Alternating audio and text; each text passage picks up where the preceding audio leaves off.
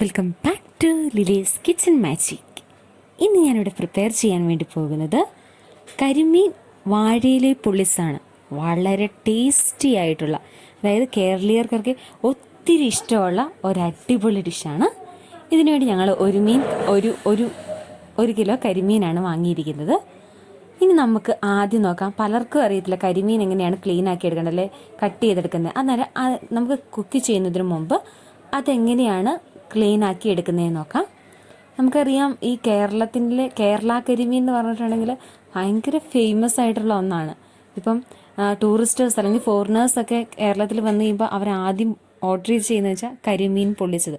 അത്ര ടേസ്റ്റി ആയിട്ടുള്ള, വളരെ എല്ലാവർക്കും ഇഷ്ടപ്പെടുന്ന ഒരടിപൊളി ഫ്രൈ ആണിത്. എന്നിട്ട് നമുക്ക് വളരെ എളുപ്പത്തിൽ ഈ ഒരു ഫ്രൈ നമുക്ക് നമ്മുടെ വീട്ടിൽ ചെയ്ത് നോക്കാം.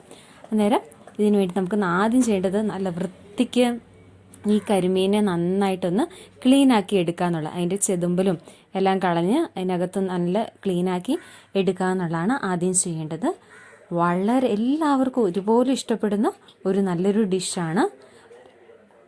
അതുപോലെ ഈ കരിമീൻ പൊള്ളിച്ചതിനൊക്കെ ഭയങ്കര എക്സ്പെൻസീവാണ്. നമുക്കറിയാം, ഒത്തിരി ഹോട്ടലുകൾക്കാണ് നല്ല റേറ്റ് ഉണ്ട്. അതേപോലെ നമുക്ക് 1 കിലോ കരിമീൻ തന്നെ നല്ല റേറ്റ് ഉണ്ട്. അന്നേരം നമുക്കിപ്പോൾ റെസ്റ്റോറൻറ്റിൽ കിട്ടുന്ന അതേ സ്റ്റൈലിൽ തന്നെയാണ് നമ്മളിപ്പോൾ ഇവിടെ ഉണ്ടാക്കുന്നത്. പലർക്കും കരുതും ഒത്തിരി ടഫായിട്ടുള്ളത്, പക്ഷെ ഒരു ടഫുമില്ല. നമുക്ക് വീട്ടിൽ തന്നെ റെസ്റ്റോറൻറ്റിൽ കിട്ടുന്ന പോലത്തെ ഈസി ആയിട്ട് നമുക്ക് കരിമീൻ പൊള്ളിച്ചത്, വാഴയിലെ പൊള്ളിച്ചതെന്ന് പറയുമ്പോൾ നമുക്കറിയാം, വാഴയിലെ ചോറിനുന്നതിൻ്റെ ടേസ്റ്റ് വേറെയല്ലേ. അതുപോലെ തന്നെയാണ് വളരെ ടേസ്റ്റിയാണ് വാഴയിലയിൽ പൊള്ളിച്ചെടുക്കുന്ന ഈ കരിമീൻ.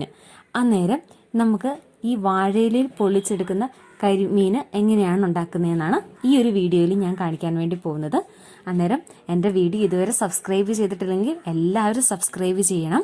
അന്നേരം നമ്മുടെ കരിമീൻ നമ്മൾ നന്നായി ക്ലീൻ ആക്കിയിട്ട് എടുത്തിട്ടുണ്ട്. ഇനി അതിന് ആവശ്യമായിട്ടുള്ള പച്ചമുളക്, ഉപ്പ്, കുരുമുളക്,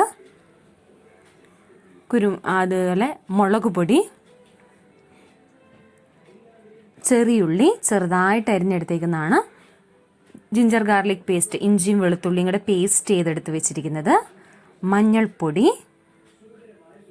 കറിവേപ്പില, അതുപോലെ അരമുറി നാരങ്ങ. ഇത്രയുമാണ് ആവശ്യമായിട്ടുള്ളത്. അന്നേരം നമുക്കിതിന് ആദ്യം അതിൽ തേച്ച് പിടിപ്പിക്കേണ്ട പേസ്റ്റാണ് ആക്കുന്നത്. അതിനുവേണ്ടി ഞാൻ 2 ടേബിൾ സ്പൂണും മുളക് പൊടിയാണ് എടുത്തിട്ടുണ്ടായിരുന്നത്. ഇനി 1 ടേബിൾ സ്പൂൺ കുരുമുളക് പൊടി. അതുപോലെ തന്നെ ഇനി നമുക്കിതിലേക്ക് ആഡ് ചെയ്യേണ്ടത് ഒരു പേസ്റ്റായിട്ട് നമ്മൾ വളരെ ഇതായിട്ട് ഒക്കെയാണ് എടുക്കുന്നത്, ജിഞ്ചർ ഗാർലിക് പേസ്റ്റ്, അതുപോലെ തന്നെ മഞ്ഞൾപ്പൊടി.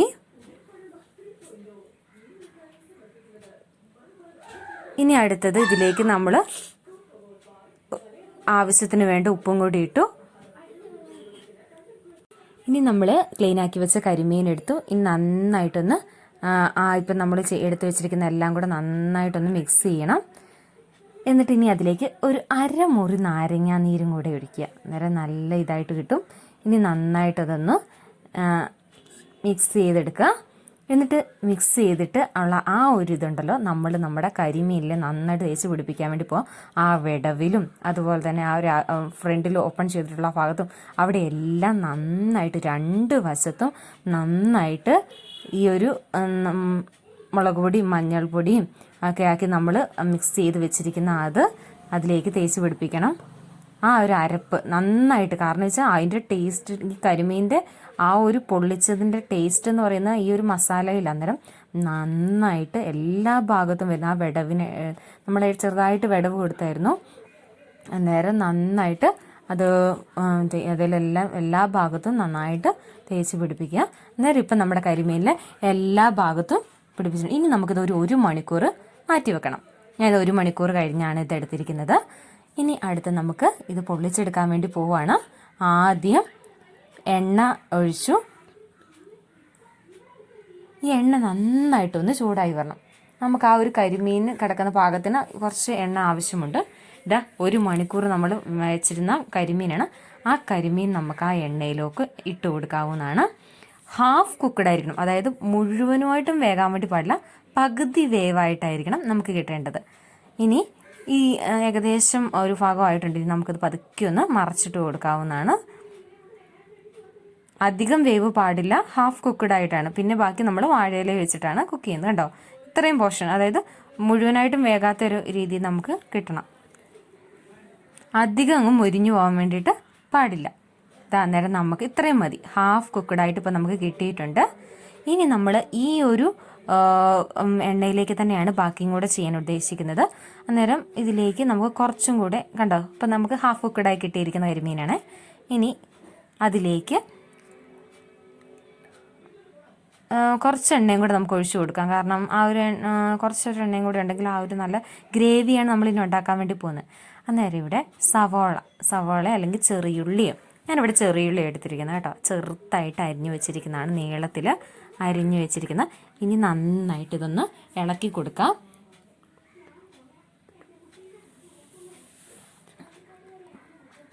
പിന്നെ ഇതൊന്ന് പെട്ടെന്ന് ഇതായിട്ട് കിട്ടുന്നതിന് വേണ്ടി നമുക്ക് കുറച്ച് ഉപ്പിട്ട് കൊടുത്തിട്ടുണ്ടെങ്കിൽ പെട്ടെന്ന് നമുക്ക് വഴണ്ട് കിട്ടുന്നതായിരിക്കും. അതിന് വേണ്ടി നമുക്കൊരു 1/4 ടീസ്പൂണോളം അതിനാവശ്യം നല്ല ഉപ്പിട്ട് കൊടുത്തിട്ടുണ്ട്. അന്നേരം നമുക്ക് പെട്ടെന്ന് വഴണ്ട് കിട്ടുന്നതായിരിക്കും. നന്നായിട്ട് നമുക്ക് ഇളക്കി കൊടുക്കാവുന്നതാണ്.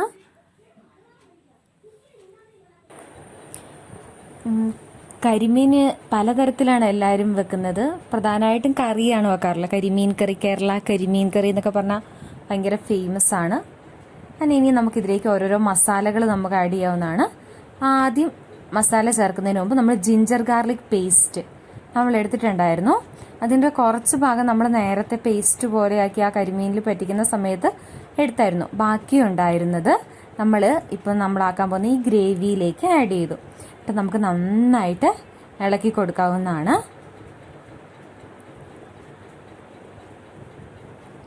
നന്നായിട്ടൊന്ന് വരണ്ടതായിട്ടുണ്ട്. ഇപ്പം ഏകദേശം ഉള്ളി വഴണ്ടിട്ടുണ്ട്. നമ്മൾ ഉപ്പിട്ട് കൊടുക്കുമ്പോൾ നമുക്ക് പെട്ടെന്ന് വഴണ്ട് കിട്ടും. അതിപ്പം വഴണ്ട് വന്നിട്ടുണ്ട്. ഇനി നമുക്ക് ആ ഒരു പച്ചമണമൊക്കെ നന്നായിട്ട് വരുന്നുണ്ട്, വെളുത്തുള്ളിയുടെയും ഇഞ്ചിയുടെയും. ഇനി ഇതിലേക്ക് നമ്മൾ ഓരോന്നായിട്ട് നമ്മളടുത്ത് ആഡ് ചെയ്യാൻ വേണ്ടി പോവുകയാണ്. ആദ്യം പച്ചമുളക്, ഞാനിവിടെ 2 പച്ചമുളകാണ് എടുത്തത്. 2 പച്ചമുളക് ചെറുതായിട്ട് അരിഞ്ഞെടുത്തത്. കാരണം നമ്മൾ വലുതായിട്ട് നമുക്ക് അരിയേണ്ട ആവശ്യമില്ല, ചെറുതായിട്ട് വേണം അരിയാൻ, ശ്രദ്ധിക്കണം. എന്നിട്ട് നന്നായിട്ട് നമുക്ക് ഒന്നുകൂടി ഇളക്കി കൊടുക്കാവുന്നതാണ്. ചിലർ ഈ ഇഞ്ചിയും വെളുത്തുള്ളിയും അതുപോലെ അതിൻ്റെ കൂടെ തന്നെ ഈ പച്ചമുളകും കൂടെ പേസ്റ്റ് ചെയ്തെടുക്കാറുണ്ട്. അങ്ങനെ നമുക്ക് എടുക്കാം. ഞാനത് സെപ്പറേറ്റ് ആയിട്ടാണ് ചെയ്തിരിക്കുന്നത്. ഇനി അടുത്തതായിട്ട് ഇതിലേക്ക് നമ്മൾ ആഡ് ചെയ്യേണ്ടത് മസാലപ്പൊടികളാണ്. ആദ്യം കുരുമുളക് പൊടി 1 ടേബിൾ സ്പൂൺ കുരുമുളക് പൊടിയാണ് ഞാനിവിടെ എടുത്തിരിക്കുന്നത്. ഇനി അടുത്തത് മുളക് പൊടി 2 ടേബിൾ സ്പൂണോളം മുളക് പൊടി എടുത്തിട്ടുണ്ട്. നല്ല എരിവൊക്കെ ഉണ്ടെങ്കിൽ ആ ഒരു നല്ലൊരു ടേസ്റ്റ് കിട്ടുകയുള്ളൂ. ഇനി അടുത്തത് മഞ്ഞൾപ്പൊടി 1/4 ടീസ്പൂണോളം മഞ്ഞൾപ്പൊടി എടുത്തു. നന്നായിട്ടൊന്ന് നമുക്ക് ഇളക്കി കൊടുക്കാം. ഈ മസാലയൊന്ന് ഗ്രേവി നന്നായിട്ടൊന്ന് ആ ഒരു ഇതിലും ഉള്ളിയിലൊക്കെ നന്നായിട്ടൊന്ന് പിടിക്കണം. നന്നായിട്ടൊന്ന് നമുക്ക് ഇളക്കി കൊടുക്കാവുന്നതാണ്. ഈ ഗ്രേവിയാണ് നമ്മൾ ഹാഫ് കുക്ക്ഡ് ആക്കി വെച്ചിരിക്കുന്ന കരിമീനിലേക്ക് പിടിപ്പിക്കുന്നത്. അന്നേരം നമ്മുടെ ഗ്രേവി എത്രത്തോളം ടേസ്റ്റ്ഫുൾ ആയിരിക്കും അതേപോലെ ആയിരിക്കും നമ്മുടെ ആ ഒരു കരിമീൻ എന്ന് പറഞ്ഞിട്ടുണ്ടെങ്കിൽ വളരെ ടേസ്റ്റി ആയിട്ടുള്ളതാണ്. അതിൻ്റെ കൂടെ ഇതും കൂടെ ചേർക്കുമ്പോൾ വളരെ നല്ലതാണ്. അന്നേരം നമുക്ക് തന്നെ ഇത് ഈസി ആയിട്ട് വീട്ടിൽ പ്രിപ്പയർ ചെയ്യാവുന്നതാണ്. ഇനി അടുത്തത് നമ്മൾ ഇതിലേക്ക് മസാലപ്പൊടിയാണ്. 2 ടേബിൾ സ്പൂണോളം മസാലപ്പൊടി ഞാൻ ഇതിലേക്ക് ആഡ് ചെയ്തിട്ടുണ്ട്. ഇനി നന്നായിട്ട് നമുക്ക് ഇളക്കി കൊടുക്കാം.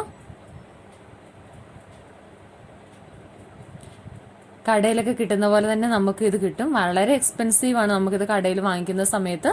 നേരം വീട്ടിൽ തന്നെ നിങ്ങൾ എല്ലാവരും ട്രൈ ചെയ്ത് നോക്കണം. നമുക്ക് ഈസി ആയിട്ട് ഇത് പ്രിപ്പയർ ചെയ്യാൻ വേണ്ടി പറ്റുന്നതാണ്. ഏകദേശം നമ്മുടെ ഗ്രേവി ഇവിടെ റെഡി ആയിട്ടുണ്ട്. ഇനി നമുക്ക് ഇതിലേക്ക് അവസാനമായിട്ട് കുറച്ച് കറിവേപ്പിലയും കൂടെ ഇട്ട് കൊടുക്കാവുന്നതാണ്. 1 തണ്ടോളം കറിവേപ്പില ഞാൻ എടുത്തിട്ടുണ്ടായിരുന്നു. കറിവേപ്പില ഞാൻ ഇട്ട് കൊടുത്തു. ഇനി നമുക്കൊന്നും കൂടെ അത് നന്നായിട്ട് ഇളക്കി കൊടുക്കാം.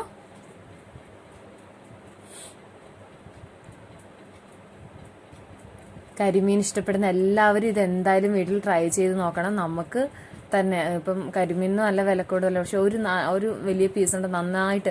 ഇപ്പം ലഞ്ചിന് തന്നെ ആവണമെന്നില്ല, അല്ലാതെ തന്നെ നമുക്കിപ്പം ഒരു രാവിലെ ബ്രേക്ക്ഫാസ്റ്റിൻ്റെ കൂടെയൊക്കെ ആയാലും കഴിക്കാവുന്നതാണ്. ഈ കറിവേപ്പിലയ്ക്ക് പകരം വേണമെങ്കിൽ നിങ്ങൾക്ക് മല്ലിയിലയും കൂടെ ആഡ് ചെയ്യാവുന്നതാണ്. ഞാൻ മല്ലിയില ഇല്ലാത്തതുകൊണ്ട് കറിവേപ്പിലയാണ് ഇതിൽ ആഡ് ചെയ്തേക്കുന്നത്. അന്നേരം നമ്മുടെ ഗ്രേവി ഇവിടെ റെഡി ആയിട്ടുണ്ട്. നമുക്കിത് ചുമ്മാ തിന്നാൻ നല്ല ടേസ്റ്റാണ് കേട്ടോ. ആ ഗ്രേവിയും അതേപോലെ ഫിഷും വളരെ മറ്റു ഇറച്ചികളൊക്കെ നല്ല നമുക്ക് ഈ ഫിഷ് കഴിക്കുന്ന സമയത്ത് മടുപ്പൊന്നും തോന്നില്ല, വളരെ നല്ലതായിരിക്കും. അതുപോലെ തന്നെ കായൽ മീനുകളിലൊക്കെ ആണെങ്കിൽ കൂടുതൽ ഒത്തിരി കാൽസ്യം, പലതരത്തിലുള്ള കാൽസ്യം അടങ്ങിയിട്ടുണ്ട്. അതെന്ന് പറയുമ്പം ശരീരത്തിന് ഒത്തിരി വളരെ എല്ലിനും പല്ലിനൊക്കെ ഒത്തിരി നല്ലതാണ്. അന്നേരം നമ്മുടെ ഗ്രേവി ഇവിടെ റെഡി ആയിട്ടുണ്ട്. ഇനി അടുത്ത് ഞാനൊരു വാഴയില എടുത്ത് അത് നന്നായിട്ട് വാട്ടിയെടുത്തിട്ടുണ്ടായിരുന്നു. ഇനി നമ്മൾ തയ്യാറാക്കിയെടുത്ത ഗ്രേവി നന്നായിട്ട് അതിൽ പറ്റിച്ച് വെക്കണം. നന്നായിട്ട് ഇനി അത് സ്പ്രെഡ് ചെയ്ത് കൊടുക്കണം. പകുതി എടുക്കാവുള്ളൂ. ബാക്കി പകുതി നമുക്ക് അതിൻ്റെ മേളിൽ കരിമീൻ മേളിൽ വെച്ച് കൊടുക്കാനാണ്, ലെയർ പോലെ. അന്നേരം നമ്മളിപ്പം ആവശ്യത്തിന് നമ്മൾ ഗ്രേവി ഇട്ട് കൊടുത്തിട്ടുണ്ട്. ഇനി ഇതിൻ്റെ മുകളിലേക്ക് നമ്മൾ ഹാഫ് കുക്ക്ഡാക്കി വെച്ചിരിക്കുന്ന, പകുതി വേവിച്ച് വെച്ചിരിക്കുന്ന നമ്മുടെ കരിമീൻ എടുത്ത് വെച്ചു. ഇനി ബാക്കിയുള്ള ഗ്രേവി കൂടെ അതിൻ്റെ മേളിലേക്ക് വെച്ച് കൊടുക്കാവുന്നതാണ്. എല്ലാ ഭാഗത്തും വരണം, കാരണം നമുക്ക് എന്നാലേ ആ ഒരു നല്ലൊരു ടേസ്റ്റ് കിട്ടുള്ളൂ ഗ്രേവിയും. ഇനി നമ്മൾ സാധാരണ ചോറൊക്കെ വാഴയിലെ പൊതിയൂലേ, അതുപോലെ നമുക്ക് ഈ എല്ലാ ഭാഗത്തും ഇപ്പോൾ ആയിട്ടുണ്ട്. നന്നായിട്ട് നമുക്കൊന്ന് പൊതിഞ്ഞ് കെട്ടിയെടുക്കണം.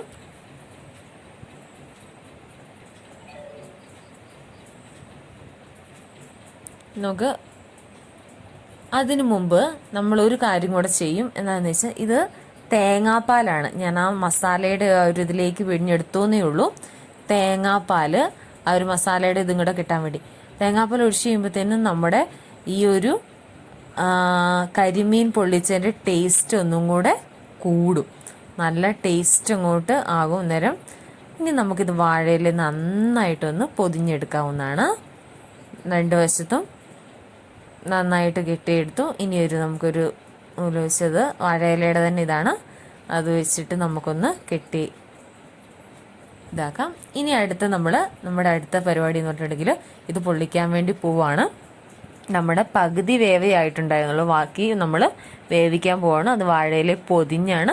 കുറച്ച് എണ്ണ മതി, അധികം എണ്ണയൊന്നും വേണ്ട. ഈ എണ്ണയൊന്ന് ചൂടായി കഴിയുമ്പോൾ നമ്മൾ പൊതിഞ്ഞെടുത്ത് വെച്ചിരിക്കുന്ന നമ്മുടെ കരിമീനും ഗ്രേവിയെല്ലാം വാഴയില പൊതിഞ്ഞത് കെട്ടി വെച്ചിട്ടുണ്ടല്ലോ, അത് നമ്മൾ ഈ എണ്ണയിലോട്ട് ഇട്ട് കൊടുക്കണം. നന്നായിട്ട് ഒന്ന് വേകണം. ഇപ്പോൾ നമ്മൾ ഇട്ട് വെച്ച് നമുക്കൊരു പാത്രം വെച്ച് അത് മൂടി വെക്കാവുന്നതാണ്. ഞാനൊരു 10 മിനിറ്റോളം വെച്ചു. ഇനി ഇത് തുറന്നു നോക്കിയപ്പോൾ ഈ ഒരു കണ്ടീഷനിലാണ് ഇരിക്കുന്നത്. ഇനി നമുക്കിത് പതുക്കെ ഒന്ന് മറിച്ചിട്ട് കൊടുക്കാവുന്നതാണ്. കണ്ടോ, ഒരു വശം കണ്ടോ, നോക്കിയേ, നന്നായിട്ട് ഇതായിട്ടുണ്ട്. ഇനി ഇത് അതേപോലെ തന്നെ അത്രയും സമയം ഇപ്പുറത്തെ വശവും വെച്ചിട്ട് നമുക്ക് വേവിക്കണം. ഇപ്പോൾ ഇത് ഏറെ ആയിട്ടുണ്ട്, ഇത് കണ്ടോ. ഇനി നമുക്കിതൊരു പാത്രത്തിലേക്ക് മാറ്റാവുന്നതാണ്. അന്നേരം നമ്മുടെ വാഴയിലയിൽ നമ്മൾ ഉണ്ടാക്കിയ കരിമീൻ പൊള്ളിച്ചത് ഇവിടെ റെഡി ആയിട്ടുണ്ട്. നമുക്ക് പതുക്കെ ഓപ്പൺ ആക്കി നോക്കാം എന്താ കണ്ടീഷൻ എന്നുള്ളത്. നല്ല മണമൊക്കെ വരുന്നുണ്ട്, വാഴയിലയുടെ ആ ഒരു പ്രത്യേക സ്മെല്ലും അതേപോലെ ആ ഗ്രേവിയുടെയൊക്കെ നല്ലൊരു മണം വരുന്നുണ്ട്. നേരം നോക്കുക, കണ്ടോ, ആർക്കായാലും വീട്ടിൽ കഴിക്കാൻ തോന്നും, അത്ര നല്ല ടേസ്റ്റി ആയിട്ട് നല്ല സ്മെല്ലാണ് കേട്ടോ. അതേപോലെ കരിമീൻ അത്ര ടേസ്റ്റിയാണ്. അന്നേരം ഈ ഒരു ഡിഷ് നിങ്ങൾക്ക് എല്ലാവർക്കും ഇഷ്ടപ്പെട്ടു എന്ന് കരുതുന്നു. എൻ്റെ ചാനൽ സബ്സ്ക്രൈബ് ചെയ്തില്ലെങ്കിൽ എല്ലാവരും സബ്സ്ക്രൈബ് ചെയ്യണം.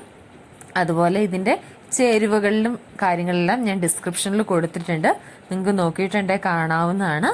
അന്നേരം അടുത്ത ദിവസം മറ്റൊരു നല്ലൊരു വീഡിയോയുമായിട്ട് കാണുന്നവരെ താങ്ക് യു.